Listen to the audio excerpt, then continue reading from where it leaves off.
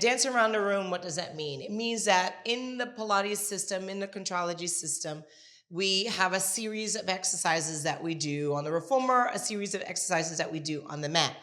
Ideally, we try and keep someone in that space, on that apparatus, maybe for the duration of their workout.